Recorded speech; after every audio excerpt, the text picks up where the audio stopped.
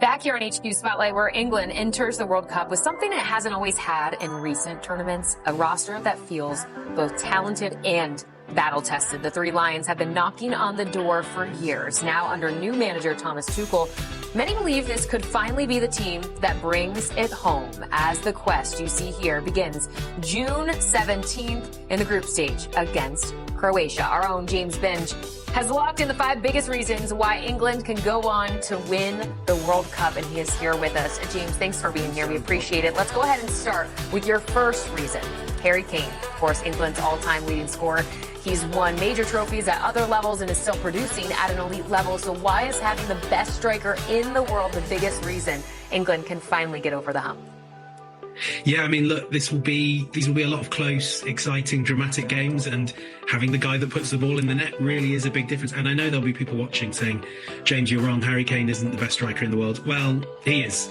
Simply put, this season he has been outstanding, and he is the player that gives you a little bit of everything.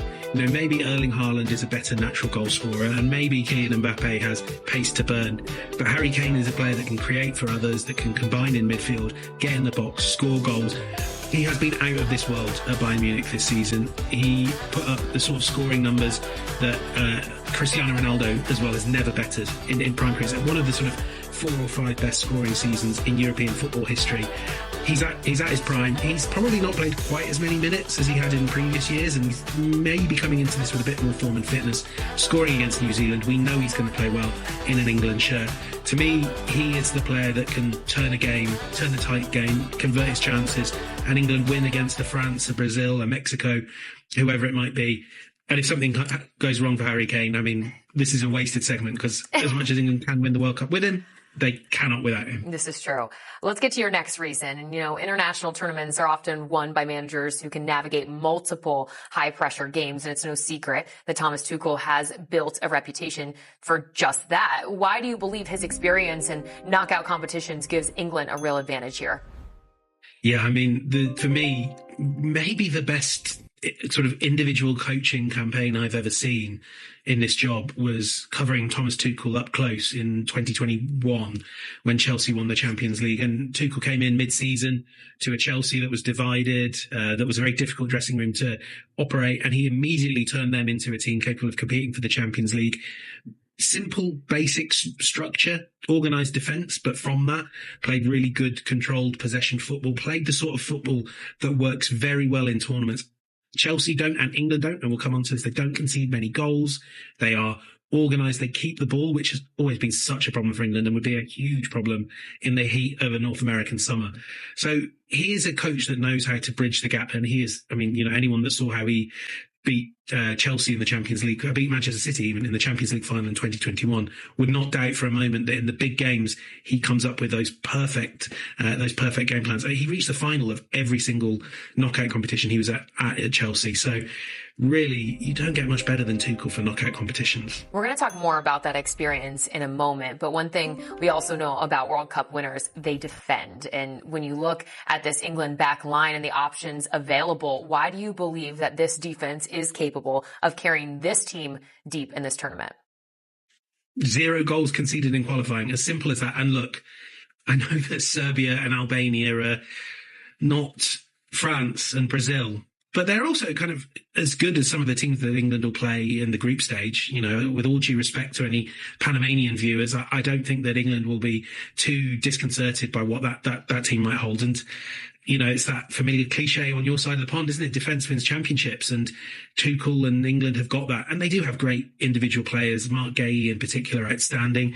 John Stones in tournaments, Jordan Pickford as well. The left back issue, which looked like it was sort of bubbling up for a while, they probably solved that with Nico O'Reilly. So at full fitness, I mean, and I haven't even mentioned Reece James as well. I mean, fantastic right back.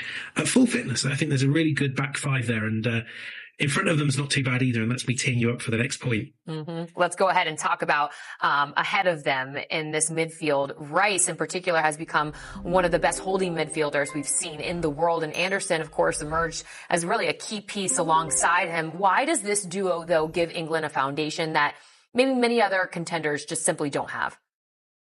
Yeah, I mean, it's really worth highlighting Anderson in this. I think a lot of our viewers, even if you sort of only got a passing familiarity with Champions League football, will have seen what Declan Rice can do. We've seen that in the Champions League. We know how exceptional he is, and he may well be crowned the Premier League's footballer of the season.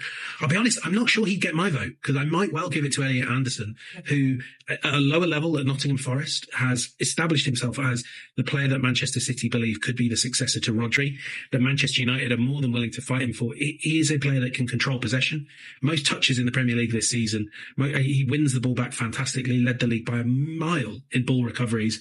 And then as the season went on, became more of a box-to-box presence. That's how you end up with 4 goals and 4 assists when you are kind of still the natural sitting midfielder at a team like Nottingham Forest. And we've seen now quite a few, not a lot, but quite a few games of the Rice-Anderson partnership, and it works really nicely. Anderson sits that little bit deeper, hoovers up when teams try and counter, and you can then unlock Rice a little further forward. He can be a player that does what he does phenomenally for Arsenal, which is break up these attacks at source, win the ball on the edge of the attacking third or high up in the opposition half, and England can go from there. I mean, these two, the only worry you have with them is, as that graphic showed there, they have played so many minutes of football.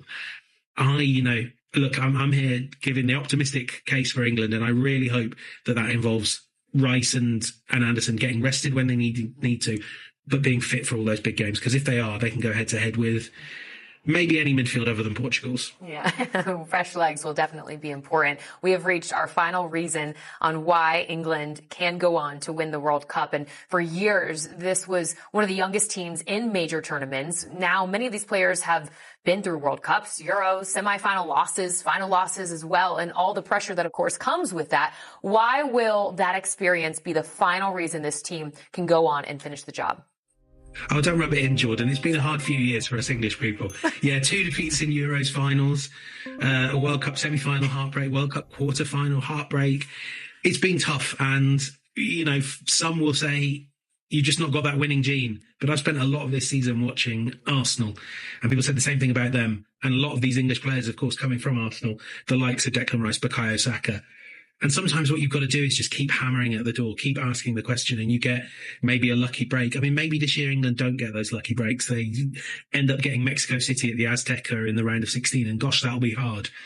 But if you keep asking the question, sometimes it comes your way. And I think England have been through so many trying games, whether it's the penalty misses at home in Euro 2020, whether it's kind of probably playing better than France in the World Cup and not actually getting the breaks in the end. I think they've gone through enough now to believe that they belong at this level, that they can beat any team at this level. And yeah, they're my 5 reasons why. I mean, I probably could give you 10 for Spain, 20 for France, but you guys want to set me up for heartbreak, don't you? I'm presumably going to have me back on when the US are in the quarterfinals and England went out in the group. Yeah, we are sorry about that.